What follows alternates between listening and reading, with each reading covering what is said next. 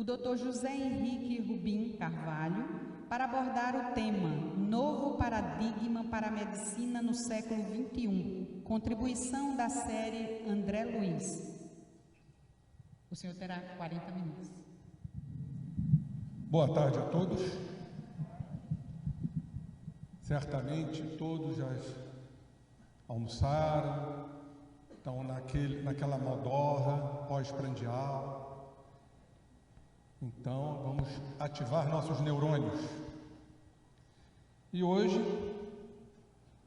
nos cabe falar sobre a medicina, o novo paradigma da medicina do século XXI e a contribuição do nosso irmão André Luiz.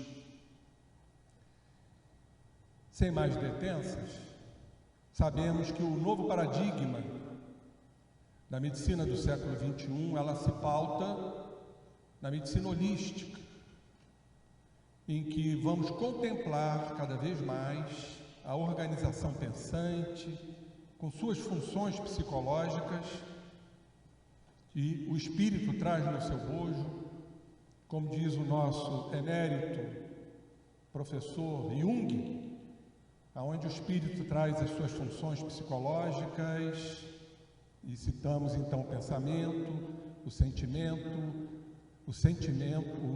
a intuição e as sensações. E a ação disso no corpo. Eu acho que isso já foi muito debatido, exaustivamente, pelos outros colegas aqui. Então nós vamos fazer um en passant para trazermos verdadeiramente uma contribuição que eu acho que é importante para o nosso conhecimento. Então não vou me fixar muito nas questões quânticas, na questão dos microtúbulos, as suas proteínas, chamadas tubulinas, mas eu acho que é importante entendermos a importância do pensamento, das nossas emoções sobre o nosso corpo. Como diz o nosso Bruce Lipton, são as crenças que controlam a nossa biologia. E com isso desmoronamos o determinismo genético, desmoronamos essa égide do corpo, esse código genético que nós psicologicamente tanto transferimos, porque é um processo de transferência. Quando culpamos o nosso código genético, as nossas desditas, os nossos infortúnios. Então eu trouxe para vocês a minha audácia de trazer um trabalho aonde André Luiz nos fala sobre os corpúsculos de Nice.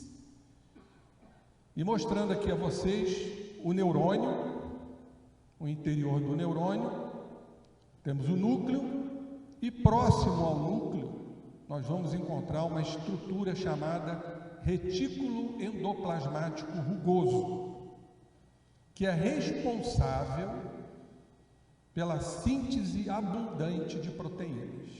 Então todo esse mecanismo neuronal que já foi estudado aqui, as tubulinas, os microtúbulos, na verdade, esse esqueleto neural são arquitetados em tantas proteínas. Então nós vamos encontrar proteínas na membrana citoplasmática, o cérebro da célula, proteína na sua estrutura interna, proteína no núcleo, proteína ao lado da cromatina, que são as histonas. Enfim, nós somos uma estrutura proteica. Temos em torno de 100 mil proteínas. E todo esse processo que o nosso Bruce Lipton fala de captação, de recepção das informações que serão levadas para o interior da célula, gerando saúde ou gerando doenças. Cabe a nós escolhermos pelo nosso livre-arbítrio. Foi falado que o pensamento, atributo do espírito, é que em verdade vai transformar o cérebro. E cada vez mais, pela expansão da inteligência, pelo discernimento entre o bem e o mal, vamos escolher nossos caminhos. Temos em nossas mãos, pelo menos hoje, o conhecimento do quanto nós podemos gerir nossos destinos. E aqui uma alusão rápida a esse grande neurologista francês, Franz, que descobriu o método de Nice, que até hoje é utilizado. né? Tanto que o corpúsculo de Nice também é chamado de um corpúsculo basófilo, ou substância tigroide, por conta da impregnação dos corantes básicos, como a anilina. Até hoje, né, esse método é utilizado. E o Franis teve uma participação muito importante, como amigo que era, estudioso. Aliás, foram duas criaturas extraordinárias, porque dentro dos sanatórios, e os dois trabalharam junto, o Nice com Alois Alzheimer, o Franis ajudou e muito na descoberta da doença de Alzheimer. E eles eram muito amigos e humanos. Dentro dos hospitais psiquiátricos, em Heidelberg, na Alemanha, o nosso Nice trabalhou ao lado do Alzheimer, estudando os dois juntos, tanto que elaboraram esse livro, que foi lançado em 1906 e 1918, que são os estudos histológicos e histopatológicos do córtex cerebral. Então, eles estudaram a anatomia normal, eles aguardavam o desencarne de algum paciente, de algum psicopata, para fazer o estudo, através das suas metodologias. E Alzheimer estudava os aspectos morfológicos do tecido cerebral, dos neurônios propriamente ditos. E o Nice dedicava-se mais à reação das células nervosas e dos corpúsculos, que ele, em verdade, levou seu nome, corpúsculo de Nice. A substância tigroide, porque lembra realmente uma pele de tigre, né, com aquelas manchas pretas, aqueles pigmentos, após a secção dos axônios.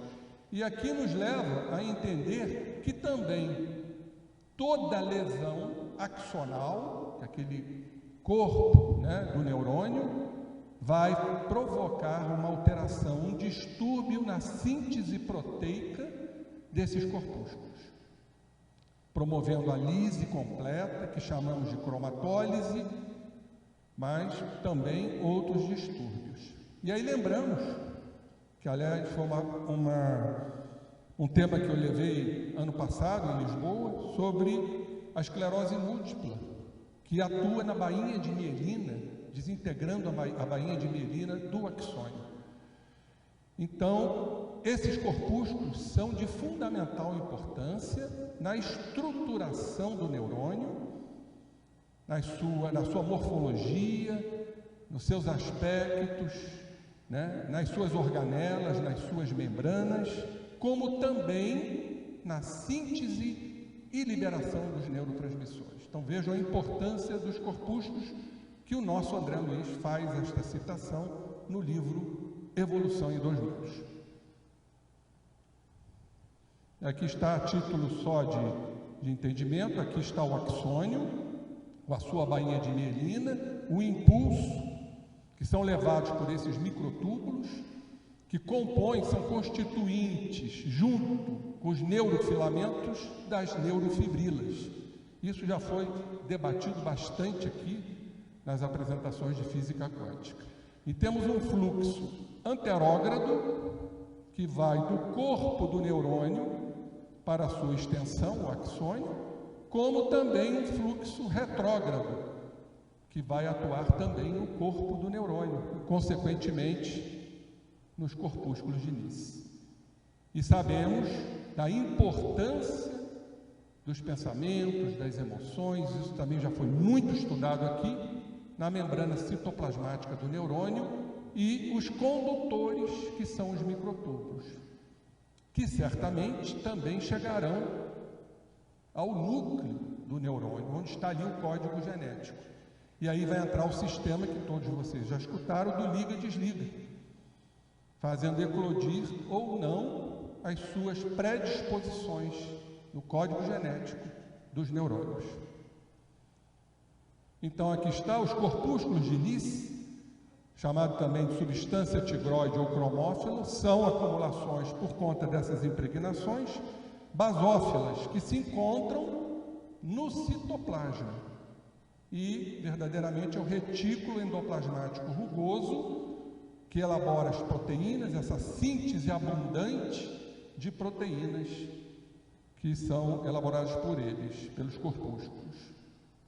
E aqui vocês estão vendo o núcleo, os corpúsculos que têm íntima ligação com o núcleo, mostrando que qualquer alteração que ocorra nessa síntese proteica vai ter o seu reflexo no núcleo do neurônio, gerando ou não enfermidades. Então, como dizem aqui os cientistas, apresentam, esses são sempre os trabalhos que eu não vou citar, são a fonte bibliográfica, apresentam variantes sob certas condições fisiológicas e, no caso de condições patológicas, eles se dissolvem, que nós chamamos e desaparecem de cromatólise ou cariólise. E aqui acontece esse fenômeno. Vocês podem ver que com o desaparecimento dos corpúsculos responsáveis pela sustentação e estruturação do neurônio, o núcleo é empurrado para a periferia. Então, os neurônios sintetizam proteínas em abundância, sendo partes estruturais, que são os constituintes da membrana e as organelas, e, como foi dito, na síntese e liberação de neurotransmissores.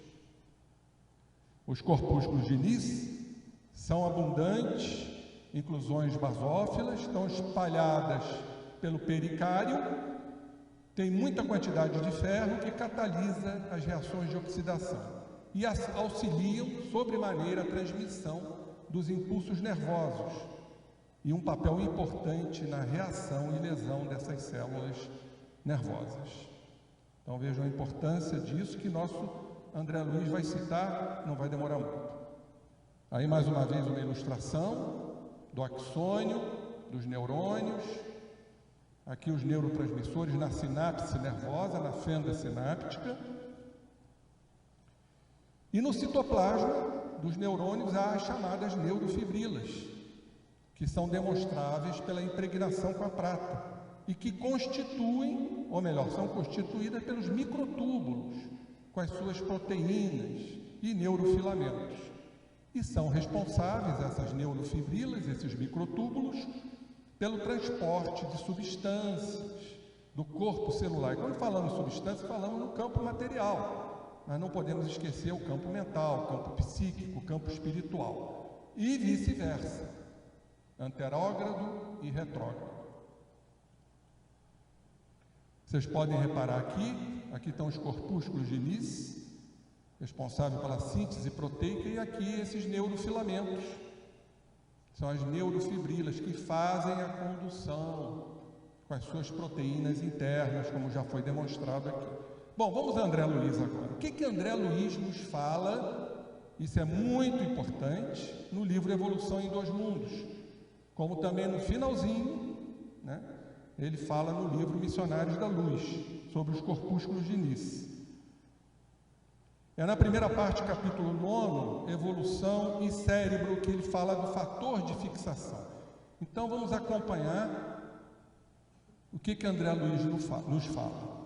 O neurônio é uma usina microscópica, constituindo-se de um corpo celular com prolongamentos, apresentando o núcleo, uma escassa cromatina e um nucleolo. E aí os corpúsculos têm ligação com essa cromatina.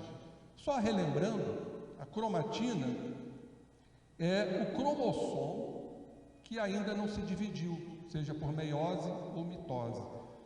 A cromatina, ela é um pouco mais alongada, são fios, enquanto o cromossomo ele sofre aquele enrodilhamento, são enroladinhos, vamos assim dizer. E sabemos que tanto um quanto o outro é formada por uma molécula de DNA, né? Aquela dupla hélice, onde vamos encontrar ali os nucleotídeos, que quando encadeados formam o ácido nucleico. Como é que é formado o DNA, né? Esse ácido nucleico? Né? Por uma molécula de pentose, que é a desoxirribose, no caso do DNA, e a ribose, no caso do RNA. Um grupo fosfato, que é importante, uma base nitrogenada, que são inúmeras. A adenina com a timina, citosina com a guanina. Isso forma o que chamamos de ácido nucleico ou ácido desoxirribonucleico. E a cromatina que está na interfase, que ela não se dividiu ainda.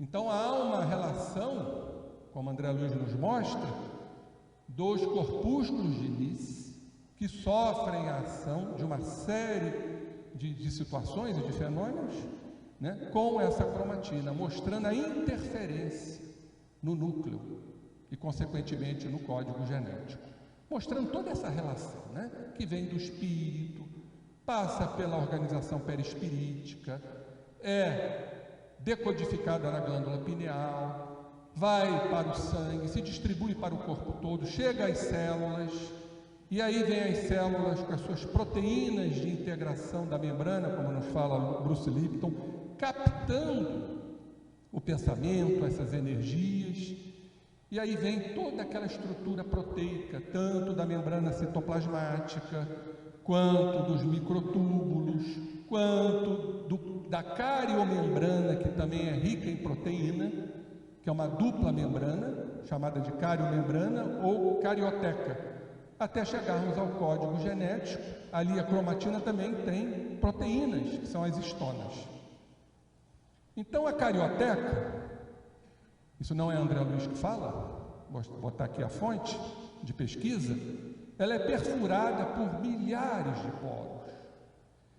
E através dos quais, desses poros, as substâncias entram e saem do núcleo. Então, em cada poro existe uma complexa estrutura proteica, que funciona como uma válvula. Interessante isso, né? Quer dizer, nem tudo passa, mas sabemos que existe uma lei, a lei da difusão, que uma substância vai da onde ela é mais concentrada para onde ela é menos concentrada. Então essa válvula está à mercê disso, abrindo-se para dar passagem a moléculas e fechando-se em seguida. E a cromatina, que se situa no núcleo, é esse conjunto de fios, formando essa longa molécula de DNA, associada às proteínas chamadas histonas, que é um tipo especial de proteína. Então esses fios que ainda não se dividiram são denominados, né, fios de cromossomos de cromatina, a interfase. E aqui está para exemplificar, vocês podem ver aqui o retículo endoplasmático rugoso, onde se processa a síntese de proteína, é o corpúsculo de Nis, a íntima ligação com a carioteca. E vocês podem notar aqui uma membrana dupla proteica e a cromatina, que são os fios de cromossomos que ainda não se dividiram. Tem o nucleolo. E olha os poros aqui, que funcionam como uma válvula. Então diz André Luiz, acha-se o núcleo cercado de protoplasma, em que há mitocôndrios, as neurofibrilas, que são constituídas de microtúbulos, relembrando mais uma vez, neurofilamentos, o aparelho de Golgi, uma melanina abundante e, diz ele, um pigmento ocre, da cor do barro. E esse pigmento nada mais é do que a expressão perispirítica, diz ele aqui, ó, estreitamente relacionado com o corpo espiritual. Então já começamos a entender, né, a ação do espírito, dos seus pensamentos, como já foi exaustivamente trabalhado aqui, né? Aqui, ó, função muito importante na vida do pensamento, nos fala André Luiz. Pensamento espiritual que vai se processar na consciência, a emergência da consciência lá nos microtúbulos, como já foi mostrado aqui. Aumentando, diz André Luiz, consideravelmente na madureza, quer dizer, na experiência, na velhice das criaturas, além, diz ele, de uma substância invisível na célula em atividade, a espalhar-se no citoplasma e nos dendritos, porque sabemos que na porção proximal dos dendritos existem corpúsculos de Nis, só não existe no axônio. Facilmente reconhecível por esses corantes básicos, por isso que o corpúsculo é chamado de corpúsculo basófilo, impregnado por corantes básicos.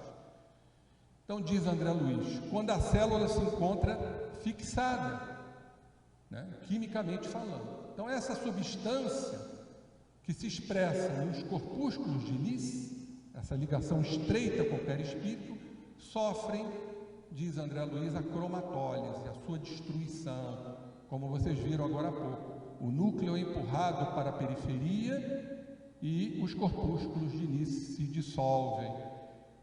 E diz ele, representa um alimento psíquico que é aurido pelo perispírito no laboratório da vida cósmica, através da respiração durante o repouso físico. Isso, meus irmãos, é muito importante nós entendermos, porque é o corpúsculo de Nis que é o combustível da célula. Então, nós acordamos dispostos, nem sempre, e aí é onde eu quero chegar, nem sempre acordamos dispostos. Vocês já repararam como tanta gente reclama de manhã? Acorda cansada. Por exemplo, na fibromialgia, que é uma doença que eu pesquiso muito, as pessoas têm o chamado sono não reparador. E muitos acordam deprimidos, mal-humorados, aborrecidos.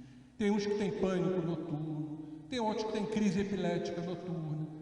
Vocês vão dizer, puxa, isso é ação espiritual. São os obsessores espirituais. Não podemos negar isso, mas nunca podemos esquecer o nosso lado anímico. Será que verdadeiramente nós estamos inseridos num bom sono? Então é importante nós entendermos que durante o repouso físico, o perispírito capta as energias para o reabastecimento do corpúsculo de Nis. Então, durante o dia, nós vamos queimando, né, esses corpúsculos, nós vamos desabastecendo esses corpúsculos. Como? Pelos nossos pensamentos. Pensamentos desencontrados, reações de cólera, mágoas, ódios, processos depressivos, enfim, nós vamos destruindo lentamente. Quando a gente dorme, olha que coisa interessante, como Deus é sábio, nós temos que recompor esses corpúsculos. Então, isso é retirado do sangue os nutrientes. E um dos nutrientes que mais reabastece o corpúsculo de Nis é a lecitina. A lecitina encontra-se nos ovos, no queijo, no leite, na manteiga. Mas também sabemos que esses alimentos ricos em lecitina também são ricos em triptofano. E o triptofano não é elaborado pelo corpo, não é criado pelo corpo, ele vem através dos alimentos. E o triptofano ele participa da síntese da serotonina. Então, uma alimentação rica em triptofano, legumes, verduras, ovos, leite, queijo, manteiga, nós vamos refazer, restaurar os nossos corpúsculos de Nis. Mas será que é só isso que a gente capta durante a noite? Do sangue? É energia, são os alimentos, mas será que é só isso? Ou será que no sangue nós vamos captar tudo aquilo que nós fizemos? Não podemos esquecer que o espírito está desacoplado do corpo, vai entrar em contato com o seu passado, com o seu presente, com a sua personalidade, com as suas imperfeições.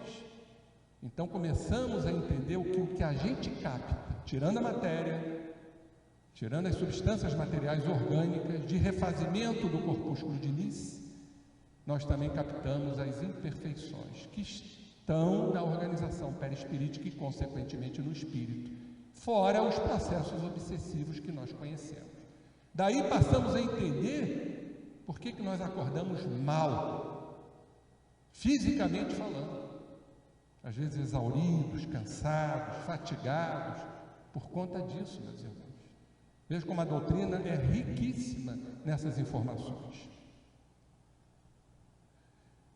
Então diz André Luiz, esse pigmento cor de barro, ocre, que a ciência observa, sem maiores definições, é conhecido no mundo espiritual como um fator de fixação. Dentro da história de cada espírito, todos nós temos os nossos fatores de fixação. Como a encerrar a mente em si mesma, a mente na mente. Ou seja, a mente correspondente ao espírito. Na mente, cerebral. Então vejam essa correlação muito interessante. E quando esta se distancia do movimento renovador, o que foi dito agora, em que a vida se exprime e avança, adensando-se ou rarefazendo-se. E tudo está por conta de nossas crenças, como diz o Bruce Lipton, que controlam a nossa biologia. Hoje temos, né, esse potencial, esse discernimento, essa racionalidade, a inteligência suficiente para escolhermos nossos caminhos, como a doutrina, com muita propriedade, nos apresenta. Então, ou vai se adensar, ou vai se rarefazer. Nos círculos humanos, conforme a atitude mental do espírito. Olha aí mais uma vez a preponderância da atitude mental do espírito na cota de tempo em que se lhe perdure a existência carnal. E aí eu deixo a pergunta para todos nós: o que estamos fazendo de nossas existências carnais? Estão sendo proveitosas? Será que estamos, como foi dito agora pelo nosso irmão Sérgio Lopes, lá no Asclepios? Será que estamos fazendo o autoencontro? Quem eu sou? O que eu preciso mudar? Porque, meus irmãos, não há mudança senão nós não nos conhecermos. Precisamos vibrar nessas dualidades. O Jung chama de opostos. Jung diz: não há vida sem a discriminação dos opostos. E a vida nasce da fricção dos opostos. E os opostos estão lá na questão 780A do Livro dos Espíritos. Quando vamos, pela nossa inteligência, discernir, discriminar o bem, o mal, o caminho a ser seguido, e nossas células e os corpúsculos de Nice vão agradecer. E os códigos genéticos vão ficar lá quietinhos. Não há a ditadura dos genes, não há o determinismo genético. As proteínas dos nossos microtúbulos também vão agradecer. Vão sofrer todo aquele processo que vocês viram aqui em outras aulas. E missionários da luz, como foi dito, ainda bem que você não levantou a placa, hein? No capítulo 1, que já também foi demonstrado aqui, há uma informação de André Luiz através das mãos abençoadas do nosso querido Chico, no capítulo O Psicógrafo. E Alexandre diz para André Luiz: muito antes de uma reunião, está se referindo aqui a uma reunião mediúnica, a importância, sabemos, da reunião mediúnica, de pensamento a pensamento, de perispírito a perispírito, o servidor já foi objeto da nossa atenção especial. Médium é trabalhado para que os seus pensamentos grosseiros, inerentes ainda à nossa condição de espíritos imperfeitos, não lhe pesem no campo íntimo, prejudicando essa relação mediúnica, porque ele está ali a serviço. Foi convenientemente ambientado e, ao sentar-se aqui, foi assistido por vários operadores do nosso plano. Antes de tudo, Alexandre informando André Luiz, as células nervosas recebem um novo coeficiente magnético, para que não haja perdas lamentáveis do tigroide, os corpúsculos de Nice, que são alterados, sofrem as suas cromatólises por conta dos nossos pensamentos desalinhados. E no trabalho mediúnico é importante esse equilíbrio, esse processo homeostático, necessário, o corpúsculo de Nice, aos processos da inteligência, com toda a sua riqueza de síntese proteica abundante na estruturação das organelas, das membranas e na síntese dos neurotransmissores. E há um estudo de Fritz Kahn, fazendo essa correlação com o que foi dito, com relação à fadiga. Fritz Kahn foi ginecologista e fazia artigos de astronomia, de aviação, mas também tem artigos médicos. ele foi muito apoiado por Albert Einstein. E Fritz Kahn diz o seguinte nesse estudo sobre os corpúsculos de Nice, em 1966. Ele relaciona o tigroide com a fadiga. Então, os corpúsculos de Nice, quando uma situação desfavorável, gera a fadiga mental. Então, ele diz, o combustível da célula nervosa denomina-se tigroide, porque está distribuído por diversos compartimentos plasmáticos, já que se situa no pericárdio, no citoplasma, que se destacam de acordo com a coloração da célula, como as malhas na pele de um tigre. Então, Fritz Kahn já fez esse estudo lá em 66, relacionando o corpúsculo de Nice com a fadiga. Então, começamos a entender muita coisa, com a importância da nossa transformação, a importância do nosso equilíbrio psíquico, do que queremos para nós, o nosso livre-arbítrio, para, consequentemente, equilibrarmos os nossos corpúsculos que estão ali trabalhando ativamente na sua síntese proteica. Essa plaquinha aqui é terrível, é obsessiva, né?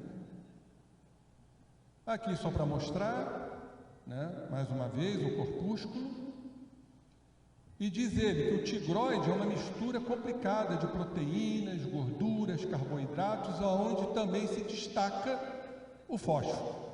Isso me lembra um filósofo do passado que diz que não há pensamento sem o fósforo. E o fósforo também está presente na estruturação do ácido desoxirribonucleico.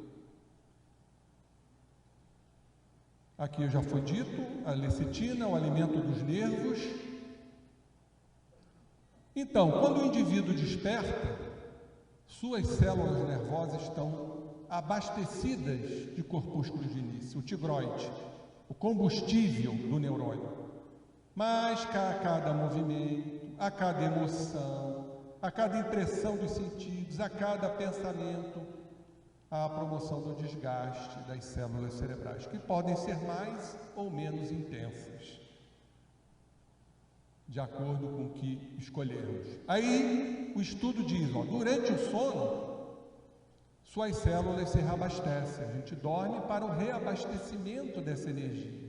Aí fica aquela pergunta, por que acordamos tão mal? Quanta gente acorda mal-humorado, a distinia, né? Então, essas substâncias passam do sangue para o interior da célula, a qual, com as mesmas, recompõe os corpúsculos de Nice, o tigroide. Segundo Franz Nice, neurologista de Heidelberg, onde ele trabalhou com Alzheimer, os corpúsculos de Nice são granulados de proteínas que se impregnam com esses corantes. Isso aqui já foi visto. Então, é de supor, isso é um estudo, acho que eu apertei errado aqui, é de supor que nos casos de um esgotamento nervoso, em consequência de grandes angústias, de processos depressivos, há uma eliminação desses corpúsculos, o desaparecimento completo da cromatina básica no córtex cerebral. Então nós vemos o quanto esses processos, esses desequilíbrios, essas distonias mentais alteram, seja uma angústia, uma depressão, uma ansiedade, alteram a textura, dos corpúsculos de Nice. E aí nós vamos em Missionários da Luz para algo muito importante, para nós podermos traçar esta correlação. Missionários da Luz, André Luiz, Alexandre diz para André Luiz, o corpo perispiritual, lembram-se da relação do perispírito com o corpúsculo de Nice? Pois bem, o corpo perispiritual que dá forma aos elementos celulares, porque é aquele que dá a forma, é o arquiteto da organização física, está fortemente radicado no sangue. Então fica a pergunta, o que se extrai do sangue além dos alimentos? quando estamos descansando. E se no sangue nós trazemos todos os nossos conflitos diários, nossa estrutura de personalidade ainda repleta de imperfeições, isso sem contar com o nosso passado, com o nosso inconsciente. Então, esse somatório todo, aí começamos a entender essas fadigas matutinas por conta das alterações ocorridas nos corpúsculos de Nis. Por isso que Alexandre diz: quando a circulação do sangue deixa de ser livre, quer dizer, não há um equilíbrio, há um processo distônico, surge o que chamamos de enfermidade, seja ela qual for, de acordo com nossas tendências, nossas predisposições que trazemos no nosso código genético. Então vejam, irmãos, e essa é a mensagem, que eu deixo a todos vocês, a importância da nossa responsabilidade diante desse conhecimento. O que nós temos nas mãos? Que manancial é este? E o nosso congresso todo foi pautado nisso, com a física quântica, com o cérebro celular, que é a membrana citoplasmática, enfim, tudo isso que foi dito pelos nossos companheiros. E um está ali sentadinho com a mãozinha no queixo, lá de Campina Grande. Né, Beto? Agora, não podemos esquecer, para a gente dar o desfecho, que a hora já nos alcança, das células da glia, que dão suporte também ao neurônio. E aqui eu queria destacar essa aqui, os astrócitos. Prestem atenção, já estamos falando do que nós absorvemos do sangue, quando estamos descansando, quando estamos no nosso repouso. E o papel dessa célula da glia, que dão sustentação e suporte ao neurônio, chamado de astrócito, é muito importante. Sabem por quê? Olhem só o astrócito aqui ligado ao vaso sanguíneo, através de pés, chamado pés sugadores, com a íntima relação com o endotélio dos vasos. É a barreira hematoencefálica, controlando o que vai passar ou não para o neurônio. Então, o astrócito tem um papel importantíssimo. É uma célula da glia de sustentação e de suporte. Olha só, os astrócitos têm proteínas também, a famosa GPAF, proteína da glia, fibrilar ácida. Todo esse trabalho, e aí a gente se reporta ao estudo do Bruce Lipton, daquelas proteínas de integração da membrana. Pois bem, tem um estudo que foi publicado no Journal of Biological Chemistry, que diz, um estudo recente, que pela primeira vez em humanos, eles estudaram o comportamento do astrócito, que é um tipo de célula da glia, e conseguiu mostrar o seu potencial de induzir a formação de sinapses. Olha como tudo está interligado. Agora, muito importante isso, funcionamento da memória e do aprendizado. Então, toda a memória que vem pelo sangue, chega no astrócito, também tem as suas ligações com os corpúsculos de Nis, através sempre daquele esqueleto neural, que são os microtúbulos. Aí a proteína, responsável por isso, na facilitação da memória. E aqui o Bruce Lipton já foi muito citado. Eu só queria a proteína de integração da membrana, as receptoras e as executoras, nesse processo todo de informação, que vem lá do espírito, chega ao perispírito, chega à organização celular após a sua decodificação na glândula pineal, para chegar à célula e, consequentemente, também ao código genético, intimamente ligado ao citoplasma, desencadeando ou não doenças. Mais uma vez, trazendo a importância, do nosso livre-arbítrio, da nossa escolha, da nossa determinação, da nossa fé, assuntos que foram já muito debatidos. E olha o que o Bruce Lipton diz: o comportamento biológico pode ser controlado por forças invisíveis, incluindo o pensamento. É a epigenética.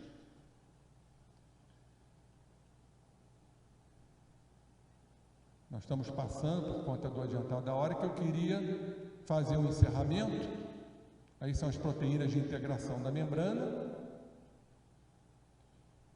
Então, no livro dos mensageiros, para a gente dar o desfecho, André Luiz, Chico, atividade plena, capítulo 38.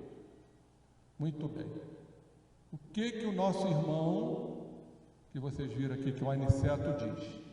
Quando se efetua o sono dos encarnados, são mantidas obsessões inferiores, por conta da nossa lei de sintonia, a lei de atração, que verdadeiramente imprimimos em nossas existências. E aí os nossos contatos obsessivos, oníricos, quando estamos descansando, quando estamos dormindo. E é exatamente isso que é aurido e absorvido da organização sanguínea, levando aos processos de fadiga, aos processos depressivos matutinos e outras situações emocionais pouco favoráveis. Então, Aniceto diz, quando se efetua o sono dos encarnados, são mantidas essas obsessões inferiores, perseguições permanentes, explorações psíquicas de baixa classe, vampirismo destruidor. Diz então Aniceto, e aí fica a mensagem para todos vós. São poucos os encarnados, poucos, que sabem dormir para o bem. E aí entendemos toda essa mecânica, toda essa fisiopatologia, de quando estamos descansando, absorvendo essas energias que chegam aos nossos corpúsculos de Nis, no interior do neurônio, fazendo com que, já que ele é o combustível do neurônio, nós acordemos cansados, mal-humorados, fatigados. Já estou encerrando, amigo. Então, poucos sabem dormir para o bem. E fica uma pergunta para todos vós. O que é dormir para o bem? Pergunta. Então, será que é orar? Muito importante a prece. Mas é o suficiente para que possamos nos melhorar, neurologicamente falando, mentalmente, psiquicamente falando? Não. Não é só a prece, é o trabalho constante, diário, no bem, na caridade, mas principalmente na autocaridade, principalmente nas mudanças, no nosso esforço, na nossa perseverança, pois aquele que perseverar será salvo. E encerrando, no livro Missionários da Luz, Alexandre diz para André Luiz: o homem que pratica verdadeiramente o bem vive no seio de vibrações construtivas e santificantes da gratidão, da felicidade, da alegria. E os nossos corpúsculos de início, que foi o móvel do nosso trabalho de hoje, vão agradecer muito. E nós estaremos intelectualizando os nossos corpúsculos, que vão, pela ressonância, transmitir isso às nossas organizações espirituais. Que possamos mais uma vez, queridos irmãos, dentro desse entendimento, imprimir vigor, força e amor nos nossos caminhos. Muita paz.